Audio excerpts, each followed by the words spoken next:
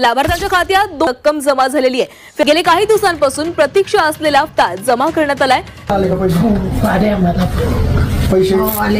आज सकाळीच आले 9 वाजता। मंत्री माझी लाडकी बहीण ही योजना महायुतीच्या सरकारची अतिशय महत्त्वाकांक्षी अशी योजना आहे आणि आज जवळपास 2,52,00,000 पेक्षा अधिक महिलांना आम्ही दर महिन्याला हा लाभ त्या ठिकाणी पोहोचवत आहोत।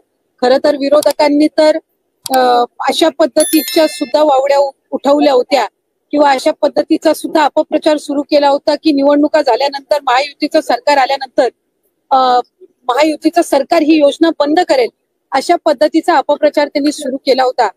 खरं तर त्या अपप्रचाराला कुठेही बळी पडू नये असं आम्ही सर्व लाडक्या बहिणींना आवाहन करत होतो आणि आज खऱ्या अर्थानं महायुतीच्या अर्थ व नियोजन मंत्री उपमुख्यमंत्री अजितदादांनी आपला कारकिर्दीतला 11वा अर्थसंकल्प सादर करत असताना लाडक्या बहिणींच्या साठी मुख्यमंत्री माझी लाडकी बहीण या योजनेसाठी जवळपास 36,000 कोटींची तरतूद ही त्यांनी यंदाच्या वर्षासाठी केलेली आहे आणि निश्चितपणाने ही करत असताना ही योजना कुठेही बंद होणार नाही।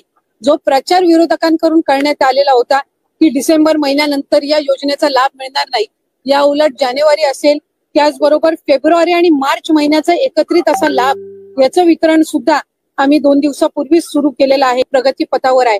त्याच्यामुळे ही योजना ही महायुतीच्या सरकारची महत्त्वाकांक्षी योजना जी मुख्यमंत्री देवेंद्रजी फडणवीस साहेब, उपमुख्यमंत्री एकनाथजी शिंदे साहेब आणि उपमुख्यमंत्री अजितदादा यांच्या नेतृत्वाखाली अशाच पद्धतीनं कार्यरत राहणार आहे आणि तेच आपल्याला आजच्या अर्थसंकल्पातून पाहायला मिळालं। मला आपल्याला आवर्जून त्यानिमित्ताने आणि आपल्या माध्यमातून सर्व आमच्या लाडक्या बहिणींना त्या ठिकाणी सांगायचंय की राज्याचे मुख्यमंत्री देवेंद्रजी फडणवीस साहेब आणि आमचे दोन्हीही उपमुख्यमंत्री असतील, मंत्रिमंडळातील सर्व आम्ही त्या ठिकाणी मंत्री महोदय असो, आम्ही सगळ्यांनी सुरुवातीपासूनच ही योजना अधिकाधिक यशस्वी पद्धतीनं राबवण्याचा प्रयत्न हा केलेला आहे। पुढेही आम्ही त्याच पद्धतीनं हा प्रयत्न करत राहणार। 1500चा हप्ता हा महिलांच्या थेट खात्यामध्ये निवडणुकीच्या नंतर सुद्धा जवळपास 3 ते 4 हप्ते हे महिलांच्या खात्यामध्ये आज वितरित झालेले आहेत आणि